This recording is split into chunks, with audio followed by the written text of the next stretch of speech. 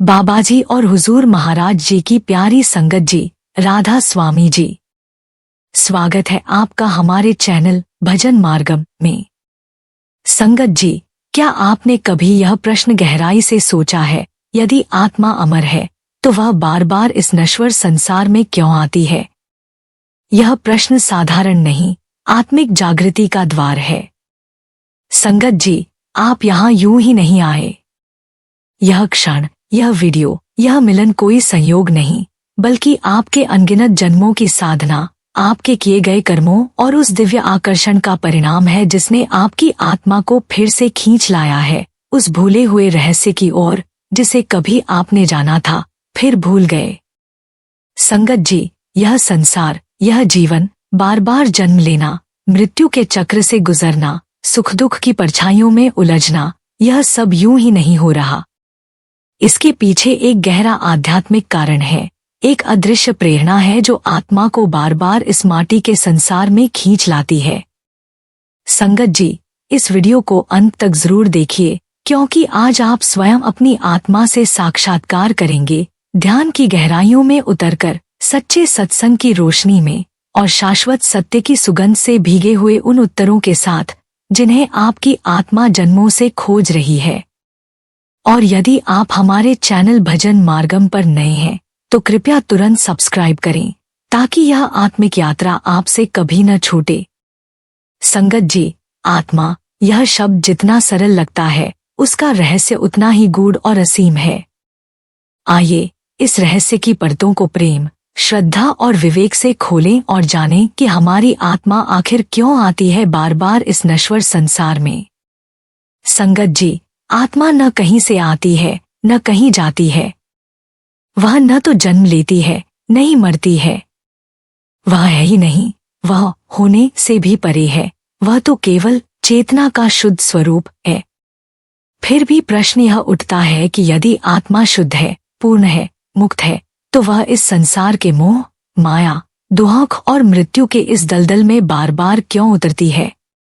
बाबा जी हमें यही समझाते हैं कि यह संसार एक विद्यालय है, एक अनुभव भूमि, जहां आत्मा अभ्यास करने आती है। यह धरती उसका रंगमंच है और जीवन उसकी भूमिका। आत्मा यहां आती है केवल इसीलिए कि वह जान सके, पहचान सके कि अज्ञान की घनी छाया में भी भीतर एक ऐसा दीपक है जो बुझा नहीं। संगत जी, बाबा जी अक्सर एक गहरी बात कहते हैं। ईश्वर ने आत्मा को इस संसार में इसलिए भेजा ताकि वह स्वयं को अनुभव कर सके, अपने असल को पहचान सके। पति साहब ने एक बार सत्संग में इसे बड़े सुंदर ढंग से समझाया था। उन्होंने कहा, परमात्मा ने यह पूरी सृष्टि एक अद्भुत योजना के तहत रची। एक सुंदर संसार बनाया, व्यापार, विद्यालय, गृहस्थी, रिश्ते, पैसा, प्रकृति और फिर मन को एक विशेष कार्य सौंपा कि हे मन, इस आत्मा को मेरी बनाई इस सुंदर रचना में घुमा कर लाओ, दुनिया दिखाओ, अनुभव करवाओ। पर हुआ क्या? आत्मा को यह मिला, यह रंगमहल, यह मायावी दुनिया इतनी अच्छी लगने लगी कि वह अपने सच्चे घर को ही भूल गई। जैसे अभिमन्यु को चक्रव्यूह में घुसना आता था लेकिन निकलना नहीं आता था, वैसे ही मन को इस संसार में आत्मा को लाना तो आता था, पर वापस लौटने का मार्ग वो खुद नहीं जानता। और आत्मा, वो तो अब मन की गुलाम बन चुकी है। संगत जी, आत्मा जानती है अपने परमपिता को, अपने घर को, पर जब उसे इस नकली दुनिया के रिश्ते, सुख, मोह, नाम और खेल मजेदार लगने लगते हैं, तब वह लौटने की इच्छा ही छोड़ देती है। भूल जाती है कि वो कौन है, कहाँ से आई है और क्यों आई है। असल में आत्मा को तो इस संसार में सिर्फ घूमने, देखने और अनुभव करने के लिए भेजा गया था, एक यात्री की तरह जो किसी स्कूल में सीखने आता है। पर अब ये यात्री भूल चुका है कि ये यात्रा स्थायी नहीं है। ये मोह की दीवारें इतनी रंगीन बन चुकी हैं कि आत्मा उन्हीं में खोकर रह गई है। जैसे अभिमन्यु चक्रव्यूह से बाहर नहीं निकल पाया और मारा गया, वैसे ही आत्मा भी इस जन्ममरण के चक्र में फंसी रह जाती है, अगर वह वापसी की तैयारी नहीं करती। वह बार बार वही गलतियां दोहराती है, अपने जीवन से कोई सीख नहीं लेती, परमात्मा को स्मरण नहीं करती और अपने मूल स्वरूप को पहचानने का प्रयास नहीं करती। इसी कारण वह इस नकली संसार के सुख दुख, लाभ हानि से निरंतर विचलित होती रहती है और यही भ्रम का चक्र चलता रहता है। आत्मा बार बार इसी संसार के विद्यालय में लौट आती है, पुनः प्रवेश लेती है। इसलिए बाबा जी कहते हैं, अब जागो, आत्मा को उसकी सच्ची पहचान दिलाओ। ये दुनिया सुंदर है, पर ये तुम्हारा घर नहीं है। तुम यहाँ मेहमान हो, यात्री हो। गुरबाणी में भी कहा गया है, आत्मा परमात्मा इको कीने अंतर की सब बात दृष्टि कीने। आत्मा और परमात्मा एक ही है, जो अंतर का भेद है वो बस दृष्टि का है। संगत जी, आत्मा जब देह धारण करती है तो वह भूल जाती है कि वह कौन थी, कहाँ से आई थी। यही माया का पर्दा, यही भुलावा ही लीला है। और फिर जीवन उसे ठोकरों, अनुभवों, प्रेम, वियोग और अंततः सत्संग व भजन के माध्यम से वापस उसी बिंदु की ओर ले जाता है जहां से यात्रा शुरू हुई थी। बाबा जी समझाते हैं कि जब आत्मा अनुभव करती है दुख का, त्याग का, सेवा का और फिर प्रेम का, तब वह धीरे धीरे पुनः अपने मूल स्वरूप की ओर लौटती है। यह लौटना ही मोक्ष है। यह पुनः पहचानना ही परम यात्रा है। संगत जी, यह संसार जितना सुंदर दिखता है उतना ही रहस्यमय भी है। आत्मा जब इस संसार में आती है तो उसे एक भुलावे में डाल दिया जाता है, यह भ्रम कि मैं यह शरीर हूँ, यह नाम हूँ, यह पहचान हूँ। यही है माया की सबसे सूक्ष्म चाल। बाबा जी समझाते हैं कि आत्मा को उसकी असली पहचान से भटकाकर माया उसे परीक्षा में डालती है। क्योंकि यदि आत्मा एक बार जान ले कि वह कौन है, शुद्ध, अमर, अजर चेतना है, तो उसका मोह, उसके बंधन, उसकी सभी सीमाएं टूट जाएंगी और फिर यह संसार जो इसी भ्रम की नींव पर टिका है, टिक ही नहीं पाएगा। संत महात्मा इसे दिव्य भूल कहते हैं, एक ऐसा सुंदर भ्रम जिसके माध्यम से आत्मा परमात्मा की लीला को अनुभव करती है। जैसे कोई दर्पण खुद को देखने की लालसा रखे, वैसे ही आत्मा संसार में आती है ताकि वह स्वयं को, परमात्मा को स्वयं के माध्यम से देख सके। यह लीला कोई सजा नहीं, बल्कि एक दिव्य प्रयोग है, जहां भूलने के बाद याद करने की यात्रा में ही आनंद है। संगत जी, आत्मा का संसार में आना कोई साधारण घटना नहीं, यह एक गहन रहस्य, एक दिव्य लीला है। इसका पहला उत्तर यही है कि आत्मा भूलने के लिए नहीं, बल्कि भूलकर फिर से याद करने के लिए आती है। जैसे एक बच्चा चलना सीखते हुए गिरता है, लड़खड़ाता है, फिर खड़ा होता है, वैसे ही आत्मा भी मोह और माया के जाल में गिरती है, भ्रमित होती है और फिर एक दिन ध्यान, सत्संग और आत्मचिंतन के माध्यम से स्वयं को पुनः पहचानने लगती है। बाबा जी बार बार यही समझाते हैं कि आत्मा का गिरना पतन नहीं, बल्कि सीखने का एक पड़ाव है। यह गिरावट भी ईश्वर की योजना का हिस्सा है, ताकि जब आत्मा उठे तो उसका उठना केवल उठना न हो, वह जागरूकता का, प्रेम का, अनुभव का उठना हो। अब प्रश्न उठता है, क्या आत्मा अपनी इच्छा से संसार में आती है या कोई और शक्ति उसे भेजती है? क्या हम सचमुच स्वतंत्र हैं या ईश्वर की योजना में केवल एक पात्र? संगत जी, आत्मा का संसार में आना कोई साधारण घटना नहीं, बल्कि यह एक अत्यंत सूक्ष्म, गूढ़ और दिव्य रूप से योजनाबद्ध प्रक्रिया है। यह केवल एक जन्म नहीं होता, बल्कि एक अनुभव की यात्रा, एक कर्म और इच्छा के अदृश्य धागों से बुना गया चक्र होता है। बाबा जी समझाते हैं कि आत्मा की मूल प्रकृति पूर्ण है, वह निर्मल है, निर्विकार है, ज्योति स्वरूप है, शुद्ध चेतना है। लेकिन जब यह शुद्ध आत्मा ईश्वर से अलग होने का स्वप्न देखती है, जब उसमें यह हल्का सा विचार उठता है कि मैं अनुभव करना चाहता हूँ, तो वहीं से संसार में आने की प्रक्रिया शुरू होती है। यही इच्छा जन्म का बीज बन जाती है। जैसे ही यह सूक्ष्म संकल्प जन्म लेता है, माया सक्रिय हो जाती है, वह एक मन सजाती है और कर्म एक जाल की भांति उसके चारों ओर बुन दिया जाता है। यह जाल कोई दंड नहीं होता, बल्कि एक साधन होता है जिससे आत्मा अपनी इच्छा को अनुभव में बदल सके। संगत जी, संत महात्मा कहते हैं, ईश्वर ने आत्मा को इसलिए भेजा ताकि वह स्वयं को अनुभव कर सके, जैसे एक चित्रकार अपने मन के भावों को कैनवास पर रंगों के माध्यम से प्रकट करता है। जब आत्मा इस अनुभव के लिए पूरी तरह तैयार हो जाती है तो एक सूक्ष्म शरीर उसकी चारों ओर रचना शुरू करता है। यह शरीर केवल हड्डियां, मांस और रक्त नहीं होता, बल्कि विचारों, संस्कारों और अधूरी इच्छाओं से बना होता है। फिर आत्मा खुद एक उपयुक्त परिवार, परिस्थितियां, देश, माता पिता और समय का चयन करती है, लेकिन यह चयन भी उसकी इच्छा और पूर्व जन्मों के कर्मों की योजनाओं के आधार पर होता है। ईश्वर मौन सहमति देता है, पर निर्णय आत्मा ही लेती है। संगत जी, आत्मा की यह यात्रा बाहर से नहीं, भीतर से शुरू होती है। संसार में आने का कारण केवल पीड़ा नहीं, बल्कि सीख, अनुभव और आत्मबोध की खोज है।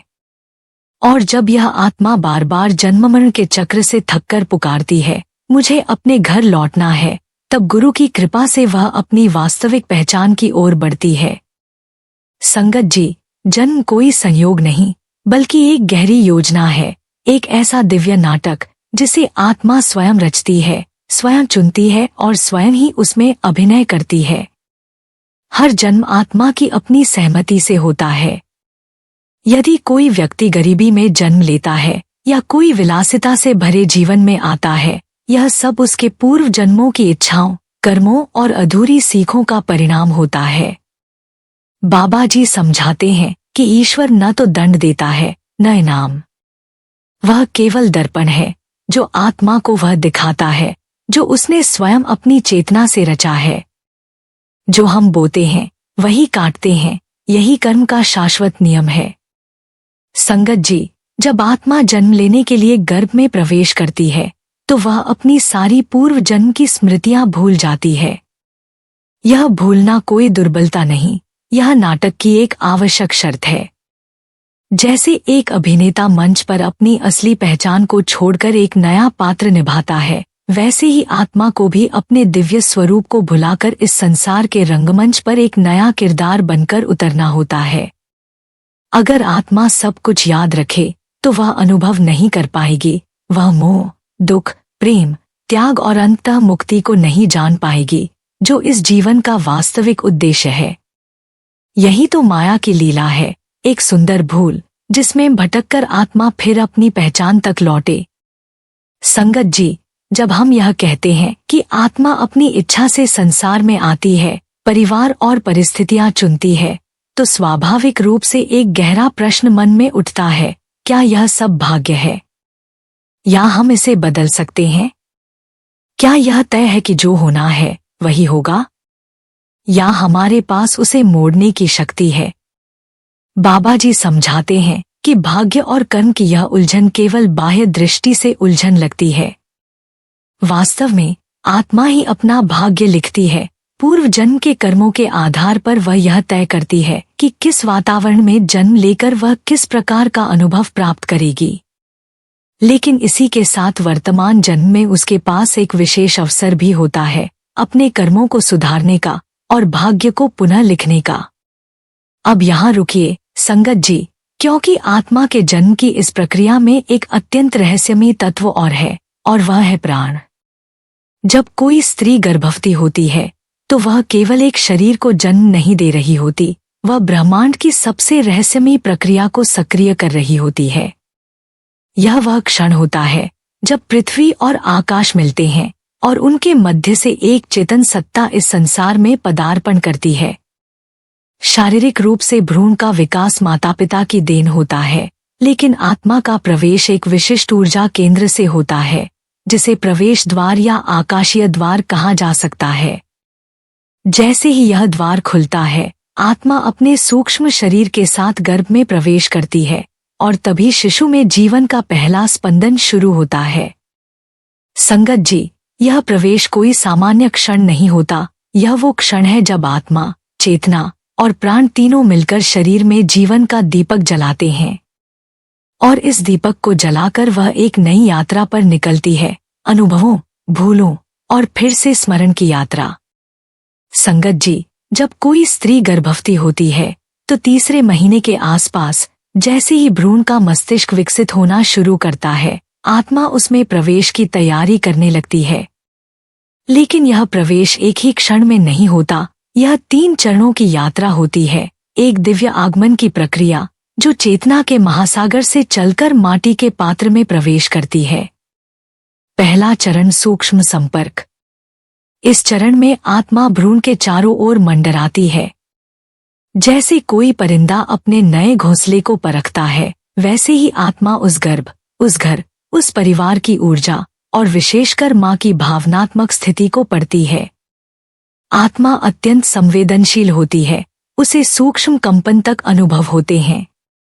यदि आत्मा को लगे कि यह वातावरण उसकी कर्मयात्रा के अनुकूल नहीं है, तो वह वहां से हट जाती है। इसे ही गर्भ त्याग या स्पॉन्टेनियस अबॉर्शन कहा जाता है। कई बार इसका कोई चिकित्सकीय कारण भी नहीं मिल पाता, क्योंकि वह केवल भौतिक नहीं बल्कि आत्मिक प्रक्रिया होती है। दूसरा चरण प्राण का संचार। इसके बाद आता है वह पवित्र क्षण जब प्राण व अदृश्य जीवन ऊर्जा भ्रूण में प्रवेश करता है। यह वह समय होता है जब शिशु के हृदय में पहली बार धड़कन सुनाई देती है। यह धड़कन आत्मा नहीं होती, यह प्राण होता है। प्राण एक सेतु है, एक माध्यम है जो आत्मा को शरीर से जोड़ता है। यदि प्राण न हो तो शरीर केवल कोशिकाओं का एक ढांचा रह जाता है। बाबा जी समझाते हैं कि प्राण शरीर को चलाता है, लेकिन आत्मा ही उसके पीछे की चेतना है। प्राण आत्मा का वाहन है। जैसे कोई यात्री ट्रेन में चढ़ता है तो ट्रेन उसका साधन बनती है, वैसे ही आत्मा के लिए प्राण उसका साधन है। तीसरा चरण अहंकार की बीज बूंदी। जब प्राण स्थिर हो जाता है और शरीर तैयार होता है, तब आता है तीसरा रहस्यमयी चरण, अहंकार, ईगो का बीज बोया जाना। यह वह क्षण है जब आत्मा यह मान लेती है कि मैं यह शरीर हूँ। वहीं से मैंपन की शुरुआत होती है। यही वह माया का बंधन है जिसे संजन, अविद्या कहते हैं। संगत जी, यह 3 चरण संपर्क, संचार और समर्पण आत्मा को एक नया जीवन प्रदान करते हैं, पर साथ ही यह भी सुनिश्चित करते हैं कि वह अपने पूर्वजन्म की स्मृतियों को भूल जाए। यह भूलना ही नाटक की आवश्यकता है। यदि आत्मा को सब याद रहे तो न वह मोह में बंधेगी, न कुछ सीखेगी, न जीवन का अभिनय कर सकेगी, न प्रेम, पीड़ा और परमानंद का अनुभव। इसलिए जब आत्मा इस शरीर में प्रवेश करती है, वह उस यात्रा को भूल जाती है। बच्चा जब जन्म के समय रोता है तो वह उस पल को समझता है, क्योंकि वह जानता है कि उसे फिर से सब कुछ सीखना होगा और इस जीवन के माध्यम से वह फिर से अपने आप को और अपने परमात्मा को जानने की यात्रा पर निकलेगा। यह अनुभव वास्तव में भूल भुलैया का हिस्सा होता है, जिसमें आत्मा लगातार अपनी पहचान, उद्देश्य और स्रोत को खोजने के प्रयास में रहती है। आत्मा इस यात्रा के माध्यम से अपनी वास्तविकता को पुनः खोजने की कोशिश करती है, और यही है संसार में जन्म लेने का गहरा रहस्य। संगत जी, अब समझते हैं क्या गर्भस्थ शिशु अनुभव करता है। क्या आत्मा गर्भ में रहते हुए भी देख सकती है, सुन सकती है, महसूस कर सकती है? संगत जी, संत महात्मा ने गर्भस्थ शिशु को सबसे पवित्र द्वार कहा है, जहां आत्मा और ईश्वर के बीच का संबंध सबसे स्पष्ट होता है। इसका मतलब है कि गर्भस्थ अवस्था में आत्मा का स्मरण और चेतना पूरी तरह से सक्रिय होती है। इस समय आत्मा पूर्ण स्मृति में होती है, उसे अपने पिछले जन्मों की झलकियां मिलती हैं। आत्मा जानती है कि वह कौन थी, क्या चाहती थी और क्यों उसने पृथ्वी पर जन्म लिया। जब हम कहते हैं कि आत्मा गर्भ में सजग होती है, तो इसका मतलब यह है कि वह न केवल ऊर्जा को ग्रहण करती है बल्कि मां की भावनाओं, डर, प्रेम और स्थितियों को भी महसूस करती है। यही कारण है कि गर्भ संस्कार को धार्मिक और वैज्ञानिक दोनों दृष्टिकोण से महत्वपूर्ण माना जाता है। मां की हर भावना शिशु की चेतना को आकार देती है और शिशु की चेतना उन भावनाओं को अपने भीतर संस्कार के रूप में संचित करती है। अब जब आत्मा गर्भ में होती है तो वह स्मृति से पूर्ण होती है। लेकिन जैसे जैसे शरीर विकसित होता है, मस्तिष्क सघन होता है और प्राण अपना बंधन मजबूत करता है, वैसे वैसे आत्मा की स्मृति फीकी पड़ने लगती है। यह प्रक्रिया मैं का बोध देने की होती है, जिससे आत्मा अपना वास्तविक स्वरूप भूल जाती है। जन्म के बाद यह मैं का बोध बढ़ता है और आत्मा का स्वयं के बारे में स्मरण धीरे धीरे खो जाता है। किंतु कुछ विशेष आत्माएं, जिन्हें हम ओल्ड सोल्स पुरानी आत्माएं कहते हैं, इस स्मृति को साथ लेकर आती हैं। यह बच्चे असामान्य होते हैं, अधिक शांत और समझदार होते हैं। कभी कभी वे ऐसी बातें करते हैं जो उनके उम्र से मेल नहीं खाती, या वे अचानक किसी स्थान, व्यक्ति या भाषा से जुड़ाव महसूस करते हैं। ये उनकी पिछली स्मृतियों की झलक होती हैं। कुछ आत्माएं अपनी माँ से संवाद भी करती हैं। कभी कभी माँ को स्वप्नों में दर्शन होते हैं, या एक गहरी शांति या अचानक रोना महसूस होता है। यह आत्मा की उपस्थिति होती है। लेकिन यह सब तभी संभव होता है जब माँ और आत्मा के बीच ऊर्जा का सामंजस्य होता है। यदि सामंजस्य नहीं होता तो आत्मा अपनी चेतना को भीतर समेट लेती है और गहरी निद्रा में चली जाती है, जो जन्म के साथ और गहरी होती जाती है। यह जीवन एक भूल भुलैया बन जाता है, क्योंकि आत्मा अपनी प्रारंभिक स्मृतियों को खो देती है और जीवन में नए अनुभवों के माध्यम से फिर से सीखने और समझने की प्रक्रिया शुरू होती है। संगत जी, क्या आप जानते हैं कि आत्मा अपने पिछले जन्मों और कर्मों को भलीभांति जानती और समझती है? क्योंकि वह पूर्ण आत्मजागरूकता की अवस्था में होती है। लेकिन जैसे ही आत्मा गर्भ में प्रवेश करती है, वह विस्मरण की एक प्रक्रिया से गुजरती है। यह प्रक्रिया इतनी गहरी होती है कि आत्मा अपनी पूर्व जन्म की स्मृतियों, अनुभवों और संकल्पों को भूल जाती है। परंतु यह भूलना केवल बाहरी रूप से होता है, भीतर आत्मा का गहन निर्णय पहले ही तय हो चुका होता है। ईश्वर और आत्मा के बीच कोई दीवार नहीं होती, केवल चेतना पर धुंध सी छा जाती है। आध्यात्मिक दृष्टिकोण से देखें तो आत्मा इस जीवन की परिस्थितियां स्वयं चुनती है। वह जानती है कि किस परिवार में जन्म लेना है, किन चुनौतियों का सामना करना है और कौन से कर्मों को पूरा करना है। यह सब उसकी आत्मिक यात्रा, शुद्धि और अनुभव के लिए आवश्यक होता है। हम जहाँ जन्म लेते हैं, वह केवल एक संयोग नहीं बल्कि हमारे आत्मिक विकास की गहरी योजना का हिस्सा होता है। कर्म और इच्छा, ये दोनों एक दूसरे से गहराई से जुड़े होते हैं। पिछले कर्म हमें आगे की दिशा में धकेलते हैं और आत्मा की गहन इच्छा तय करती है कि उसे किन अनुभवों से गुजरना है। यह कोई अराजक चक्र नहीं है, बल्कि एक सुव्यवस्थित योजना है जिसे आत्मा और परमात्मा के बीच पहले ही तय कर लिया गया होता है। आत्मा यह जानती है कि उसे इस जीवन में किस प्रकार का दर्द, संघर्ष, प्रेम, सेवा और आत्मबोध मिलेगा, और यही सब उसके जागरण का हिस्सा होता है। संगत जी, आत्मा कोई पीड़ित प्राणी नहीं है, वह एक जागरूक यात्री है। हर जन्म में वह अपने विकास की सीढ़ी चुनती है। इवन दर्द को भी वह प्रेमपूर्वक अपनाती है, क्योंकि वह जानती है कि यही उसे भीतर से मजबूत बनाएगा। हर परिस्थिति, हर रिश्ता, हर मोड़ उस आत्मिक योजना का ही भाग है जो उसे परम सत्य की ओर ले जाता है।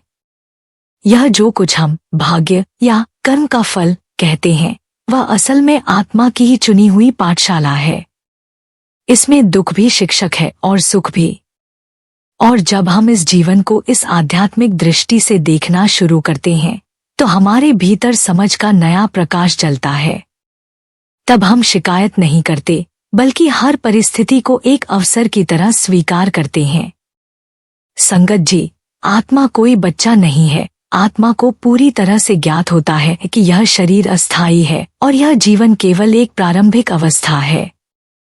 फिर भी आत्मा के भीतर कुछ गुण होते हैं जो पूर्व जन्मों में अर्जित होते हैं, और उसे उन गुणों को पूर्ण करने के लिए इस जीवन में आना होता है।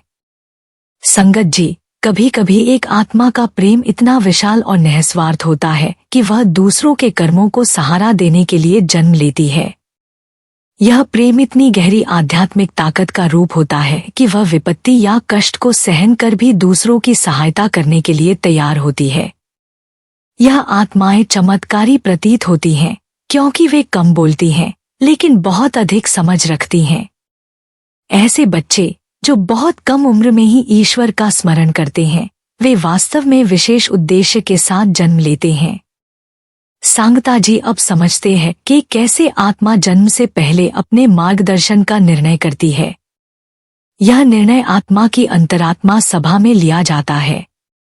यह सभा एक आध्यात्मिक स्थान होती है जो शारीरिक और मानसिक स्तर से परे है।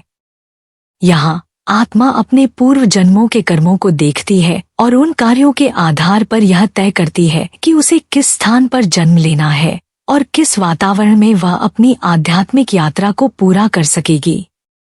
जब आत्मा इच्छा करती है तो उसे दिव्य अस्तित्व द्वारा विकल्प दिखाए जाते हैं। उसे यह मार्ग दिखाया जाता है जिसमें वह अपनी यात्रा और अनुभवों के जरिए आध्यात्मिक उन्नति कर सके। यह प्रक्रिया अत्यंत गोपनीय और सिद्धांतपूर्ण होती है क्योंकि आत्मा पूर्ण जागरूकता के साथ इस जीवन के लिए निर्णय लेती है। जब एक आत्मा उस सभा में होती है, वह अपनी पूरी यात्रा की योजना बनाती है और वहां एक दिव्य निर्णय लिया जाता है।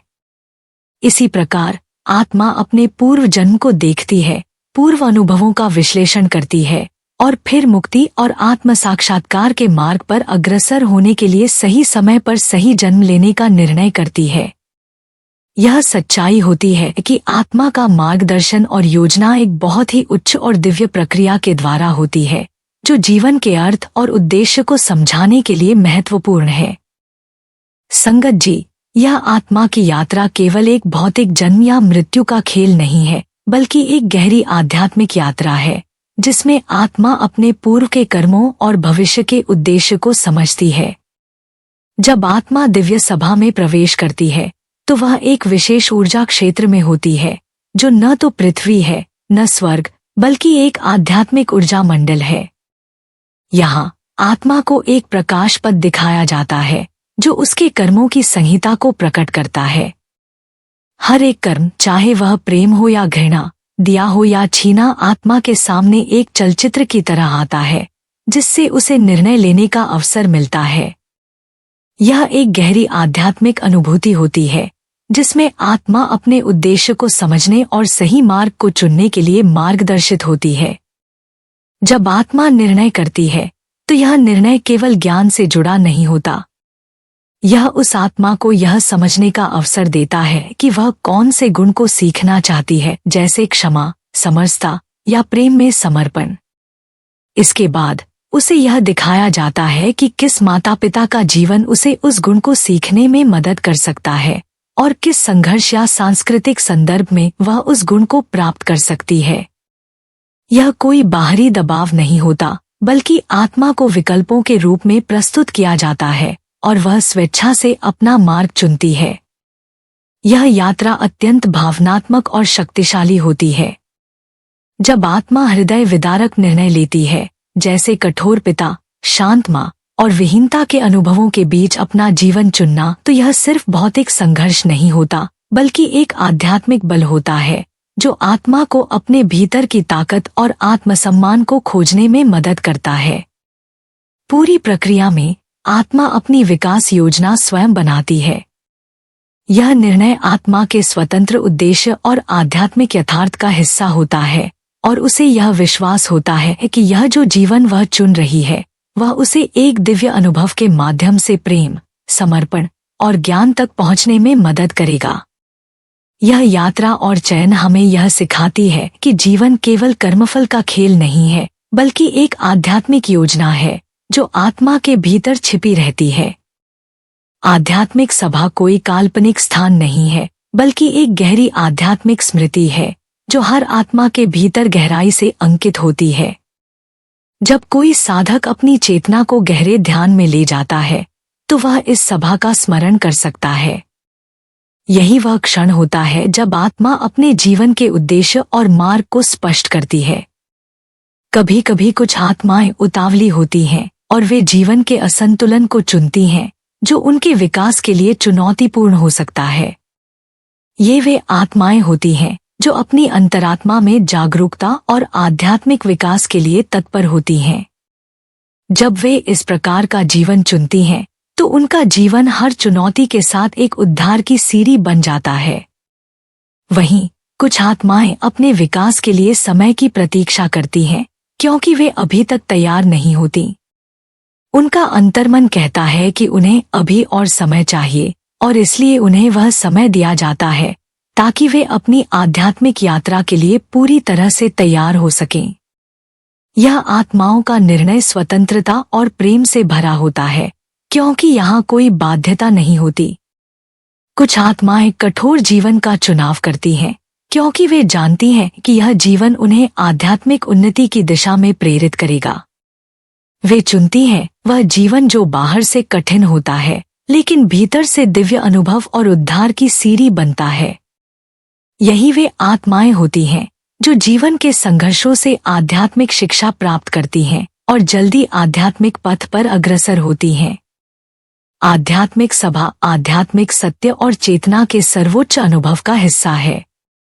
यह कोई बाहरी कल्पना नहीं है, बल्कि आत्मा के भीतर छिपी गहरी स्मृति है। जब साधक इस स्मृति को जागृत करता है, तो उसका जीवन बदल जाता है और वह अधिक सजग, समझदार और आध्यात्मिक मार्ग पर बढ़ने के लिए तत्पर हो जाता है। यह हमें यह सिखाता है कि जीवन का प्रत्येक पल एक आध्यात्मिक निर्णय होता है, और हम जो चुनते हैं वह हमें हमारे प्रेम, सिद्धि और उद्धार की दिशा में मार्गदर्शन करता है। संगत जी, यह सवाल, क्या आत्मा जन्म लेते ही अपने उद्देश्य को जानती है, हमारे जीवन के सबसे गहरे पहलुओं को समझने में मदद करता है। जन्म के समय आत्मा अपने जीवन के उद्देश्य और संकल्प को पूरे तरीके से स्मरण नहीं करती। जैसे ही वह इस पृथ्वी पर आती है, वह एक नए शारीरिक अस्तित्व को अपनाती है, और इस दुनियावी जीवन के साथ जुड़ी स्मृतियां और भावनाएं उसे धीरे धीरे भूल जाती हैं। यही कारण है कि हमें जीवन में बार बार दिशा की तलाश करनी पड़ती है। आध्यात्मिक दृष्टिकोण से जब आत्मा धरती पर आती है, तो वह अच्छे कर्मों और पूर्व संकल्पों के आधार पर जन्म लेती है, लेकिन जन्म के बाद उसे अपने उद्देश्य और आध्यात्मिक मार्ग की पूरी याद नहीं रहती। यह एक आध्यात्मिक चक्रीय प्रक्रिया है, जहां आत्मा भूल जाती है कि उसने क्या उद्देश्य चुना था और क्यों उसने इस जीवन को अपनाया था। यह भी सत्य है कि मन और शरीर के साथ जुड़ने के बाद आत्मा के लिए इस उद्देश्य को याद करना और समझना एक चुनौतीपूर्ण प्रक्रिया बन जाती है। जब वह शारीरिक और मानसिक अस्तित्व के साथ जुड़ती है, तो मायावी आवरण उसे ढक लेता है और वह भूल जाती है कि उसका जीवन का सच्चा उद्देश्य क्या है। इसी कारण हमें दिशा की तलाश और आध्यात्मिक मार्ग की पहचान करनी पड़ती है। हम उस स्वयं की खोज में जुटते हैं जो एक समय में हमारे भीतर पूरी तरह से स्मरण किया गया था, और यही वह प्रक्रिया है जो हमें जीवन में हर बार उद्देश्य और दिशा की पहचान करने के लिए प्रेरित करती है।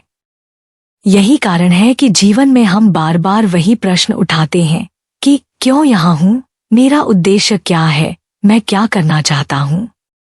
यह आत्मा के स्मृतियों का पुनः जागरण है, और यह प्रक्रिया ही हमें जीवन में आध्यात्मिक साक्षात्कार तक ले जाती है।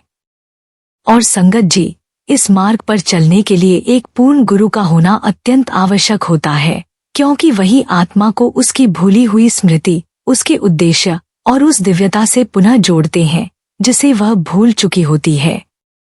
संगत जी, अब हम उस गहरे प्रश्न की ओर बढ़ते हैं जो हर साधक के अंतर्मन में कभी न कभी अवश्य उभरता है। क्या यह जीवन मेरा अंतिम जन्म बन सकता है? क्या आत्मा स्वयं निर्णय ले सकती है कि अब वह इस जन्म-मरण के चक्र से मुक्त होना चाहती है? इस प्रश्न का उत्तर भावनाओं से नहीं, बल्कि भीतर की अनुभूति और चेतना की पूर्णता से आता है। बाबा जी समझाते हैं कि जब आत्मा संसार की समस्त इच्छाओं, मोहमाया और तृष्णाओं को पहचान कर उनसे मुक्त हो जाती है, जब वह जान लेती है कि हर अनुभव, चाहे वह सुख हो या दुख, यश हो या अपयश, केवल अस्थायी छाया मात्र है, और जब उसका अंतःकरण केवल परमेश्वर की ओर तड़पने लगता है, तब आत्मा अपने अंतिम जन्म की दहलीज पर पहुंचती है। मुक्ति कोई पुरस्कार नहीं, कोई उपलब्धि नहीं, बल्कि एक आंतरिक स्थिति है जहां आत्मा को अब कोई भी बंधन, कोई भी आकर्षण अपनी ओर खींच नहीं सकता। न देह का मोह, न परिवार का संबंध, न किसी नाम या पहचान की लालसा। वहां आत्मा इतनी पूर्ण हो जाती है कि उसे अब किसी अधूरेपन की तलाश नहीं रह जाती। लेकिन संगत जी, यह अवस्था इतनी सहजता से नहीं आती। जन्मों जन्मों से हमने अपने भीतर ऐसे गहरे संस्कार बुन लिए होते हैं कि आत्मा स्वयं को देह मान बैठती है। यही वह सबसे बड़ा भ्रम है जो हमें बार बार जन्म लेने के लिए विवश करता है। परंतु इस भ्रम से बाहर निकलने के लिए हमें 5 दीपकों को जलाना होता है: ध्यान, साधना, सेवा, प्रेम और आत्मस्वीकृति। जब ये 5 दीप आत्मा के भीतर जलने लगते हैं, तब आत्मा धीरे धीरे अपनी सच्ची स्मृति को पुनः प्राप्त करती है। वह पहचानने लगती है कि वह इस संसार की नहीं, उस परम ज्योति की संतान है। और तब वह मौन में कहती है, अब मेरा सब कुछ पूर्ण हो चुका है। अब मुझे लौटना नहीं, अब मैं केवल उस परमेश्वर में विश्राम करना चाहती हूँ।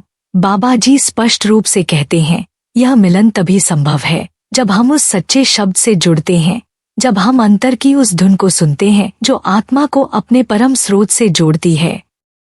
संगत जी, यह जो आप अभी सुन और अनुभव कर रही हैं, वह आपके भीतर किसी पुरानी गहरी स्मृति को जगाता है।